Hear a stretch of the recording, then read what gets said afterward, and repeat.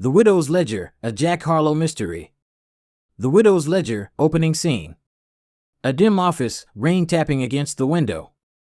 The blinds are half drawn, casting striped shadows across a desk cluttered with old case files, a half-empty bottle of bourbon, and a rotary phone that hasn't rung in days. Jack Harlow hadn't had a client in 3 weeks.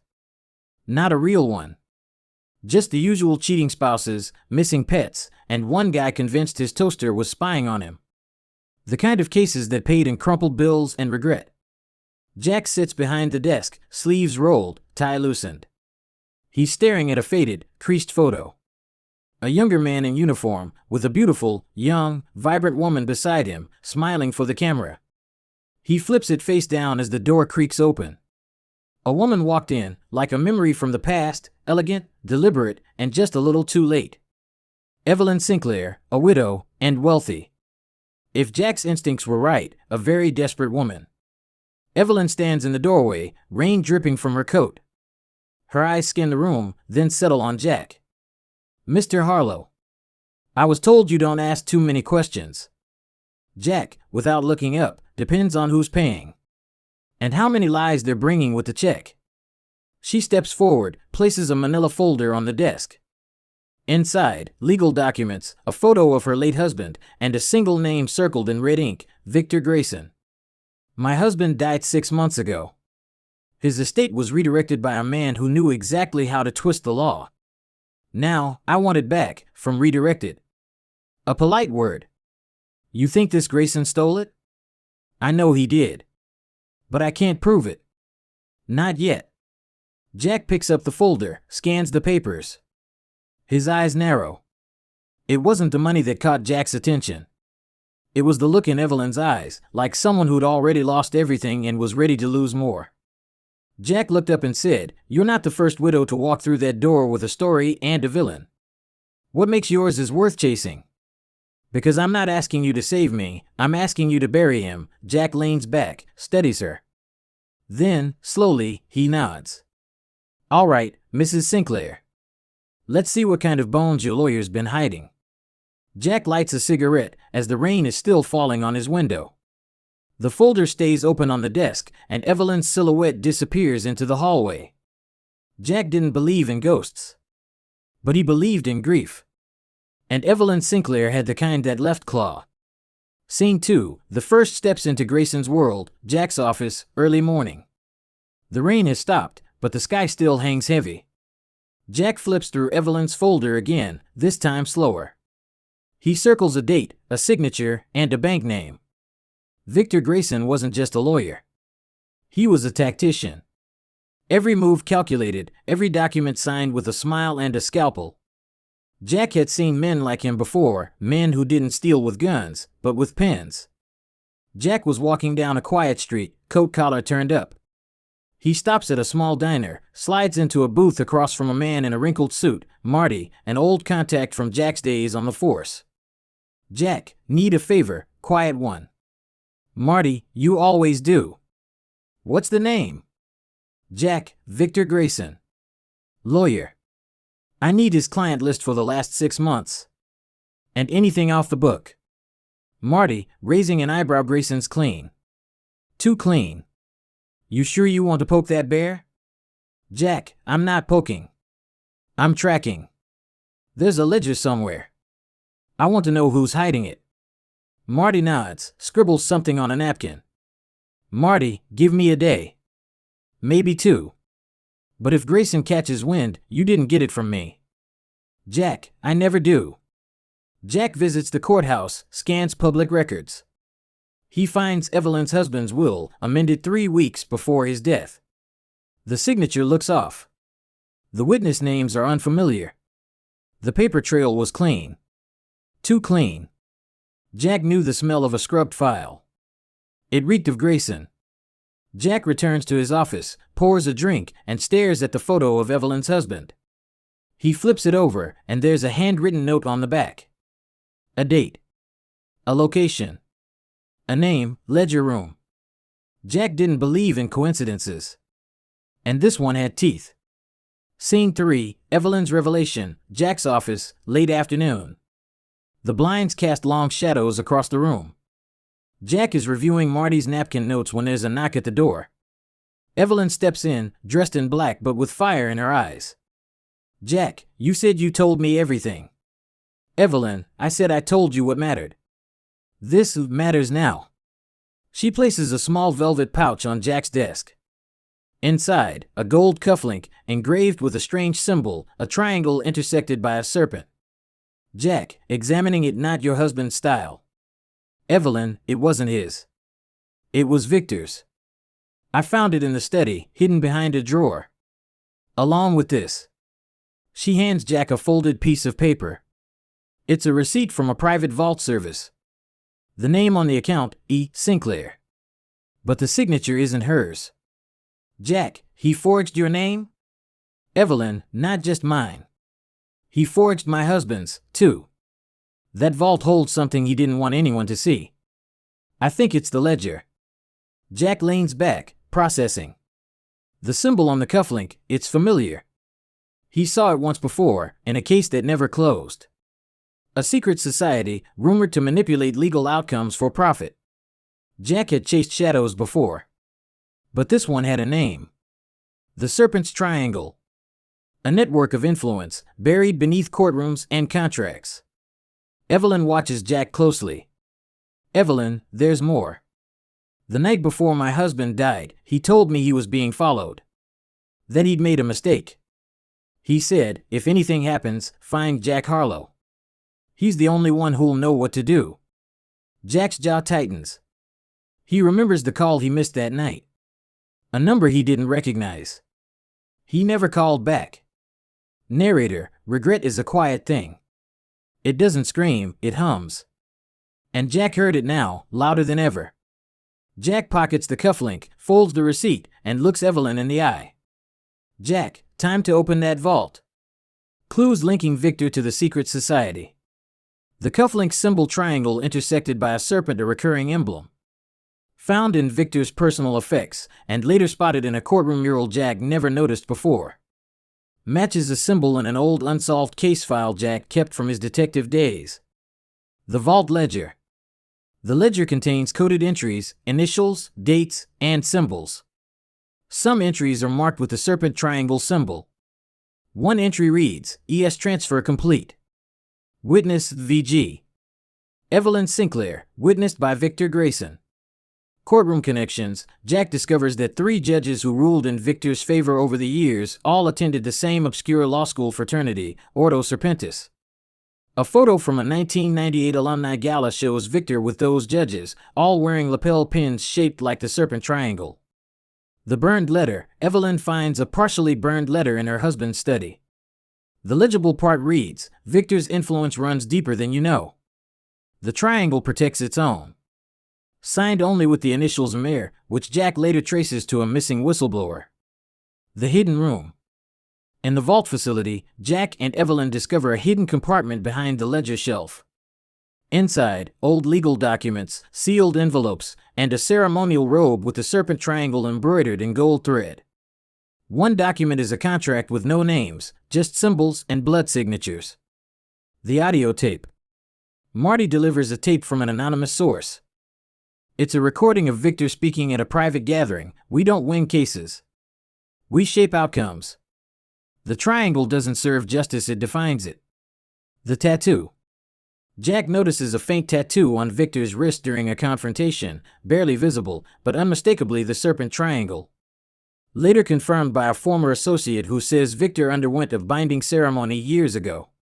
Arc of discovery, the serpent's triangle, the surface cracks. Evelyn reveals the cufflink with the serpent triangle symbol. Jack recognizes it from a cold case involving judicial corruption. Sets the tone. Victor isn't just a crooked lawyer, he's part of something systemic. The vault ledger. Jack and Evelyn access the vault. Inside, a ledger with coded entries, some marked with the serpent triangle. Jack finds Evelyn's initials next to a transfer, witnessed by Victor. The ledger hints at a network of manipulated inheritances and legal outcomes. The web tightens, courtroom connections. Jack investigates judges who ruled in Victor's favor. Discovers they all belong to Ordo Serpentis, a secret fraternity. Finds a photo of Victor with them, wearing serpent triangle lapel pins. Jack realizes the society has legal influence stretching back decades. The burned letter. Evelyn finds a half-burned letter in her husband's study. Mentions Victor's deep ties and warns, the triangle protects its own. Signed Mr. Jack traces it to a missing whistleblower who vanished after trying to expose Victor. The hidden room. In the vault facility, Jack discovers a hidden compartment. Inside, ceremonial robe, blood-signed contracts, and sealed envelopes. One envelope contains a list of names, some crossed out, some circled. Jack suspects these are targets or members of the society. The truth bleeds through, the audio tape. Marty delivers a tape from an anonymous source. Victor's voice, "We don't win cases. We shape outcomes. The triangle doesn't serve justice, it defines it." Jack plays it for Evelyn. She's shaken but resolute. The tattoo. Jack confronts Victor at a gala.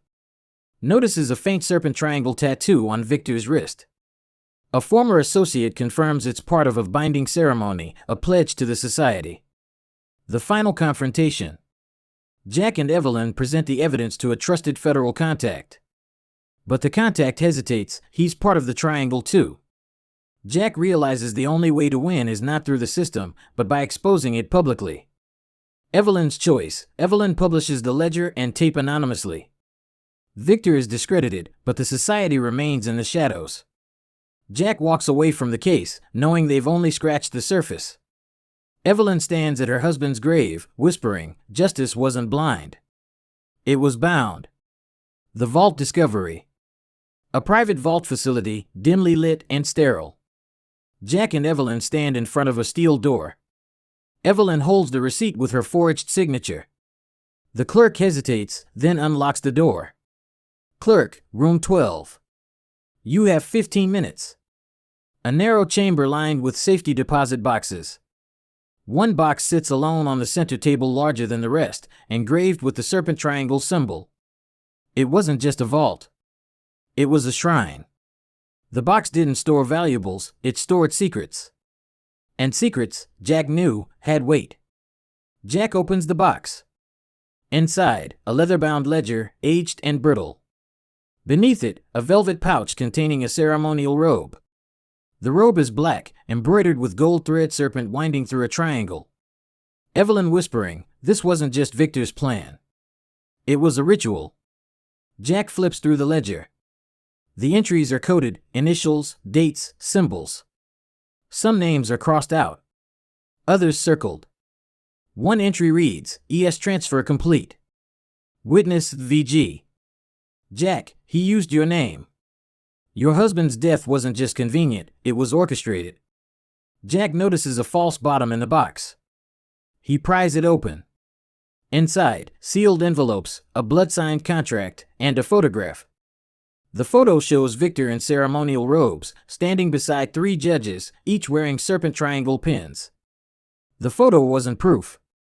It was a prophecy. A warning that justice had been rewritten, not by law, but by loyalty. Jack pulls out one envelope marked initiates. Inside, a list of names. Some are familiar, judges, lawyers, politicians. Others are unknown.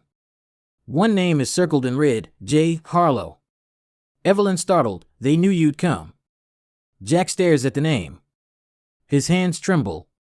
This isn't just about your husband. It's about anyone who gets too close. Scene ends, Jack closes the box slowly. The hum of the vault grows louder, almost like breathing. Evelyn steps back, shaken. The vault didn't just hold evidence. It held memory. And memory, once awakened, doesn't sleep. The archivist. A forgotten wing of the city archives. Dust hangs in the air. Jack and Evelyn follow a lead from the initiates list. The name circled in red led them here. Not to a courtroom. Not to a grave. But to a man who cataloged secrets like scripture. Dim corridor, flickering lights, rows of file cabinets. A door marked restricted, authorized personnel only. If this guy's still alive, he's either protected or buried in bureaucracy. They knock. A frail voice answers. Archivist, from behind the door, you're late. I expected you yesterday. Evelyn, startled, you knew we were coming? Archivist, opening the door, I knew someone would. The triangle always leaves a trail. You just have to bleed enough to see it. He was once a clerk. Then a witness. Then a ghost. The kind who files away truths no one wants found. Shelves of microfilm, sealed boxes, and a single desk with a rotary phone. Jack, holding up the photo. Recognize anyone? Archivist nods. Victor. Judge Hallstrom. And the robe? That's not ceremonial. It's judicial.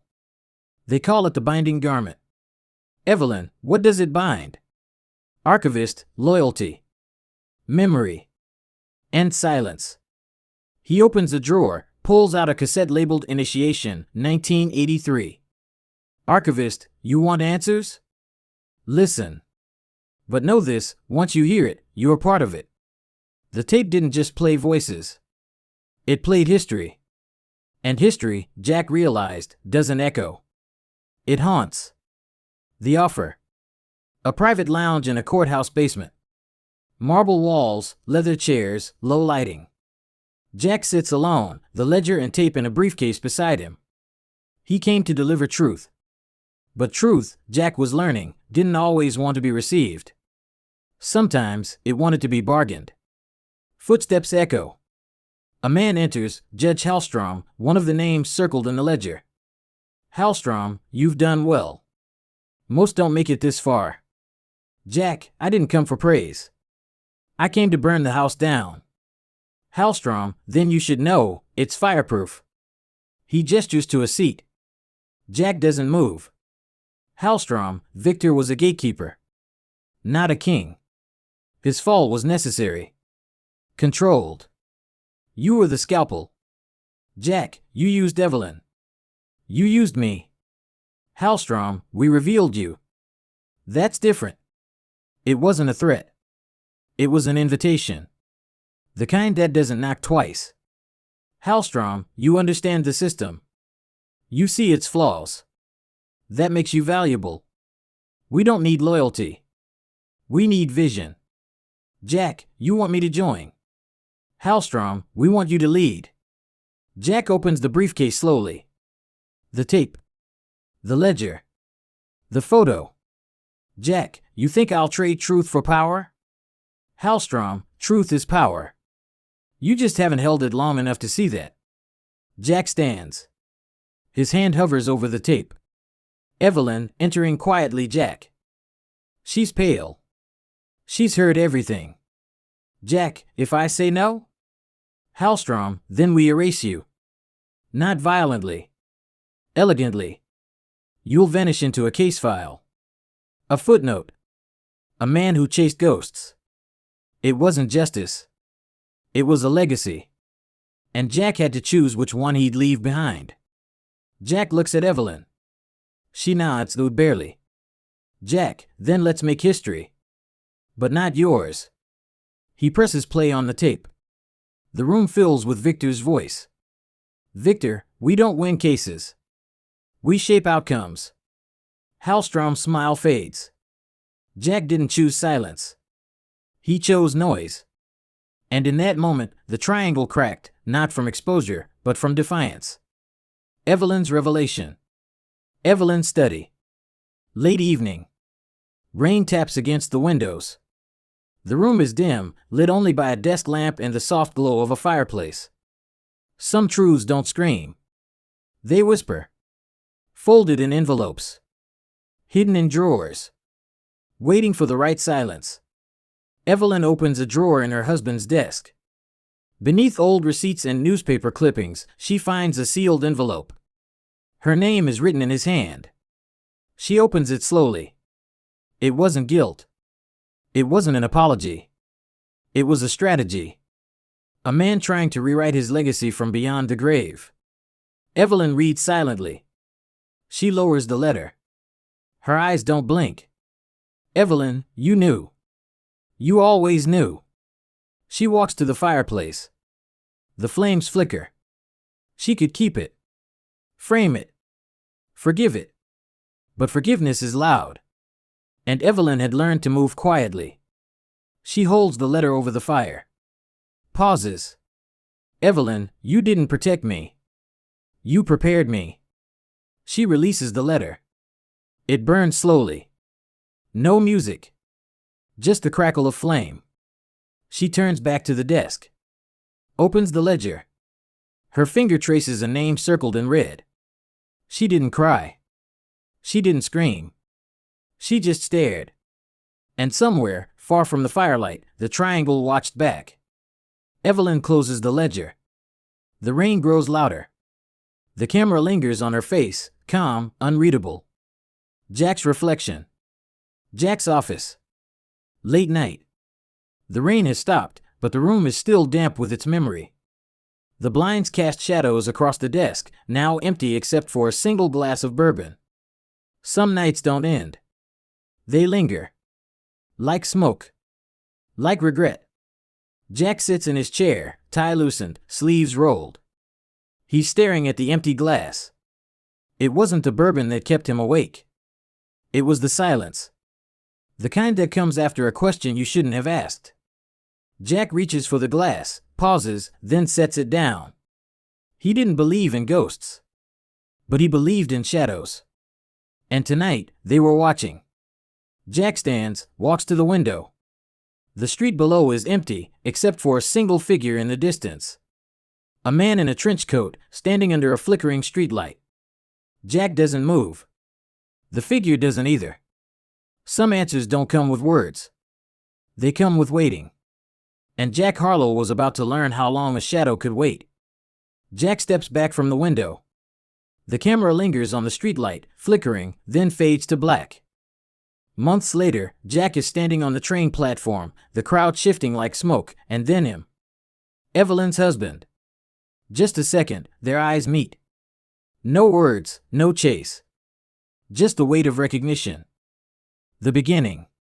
If you have enjoyed this story, comment, like, subscribe, and share. And ring the bell to be notified to receive notification of new stories. Thanks for watching.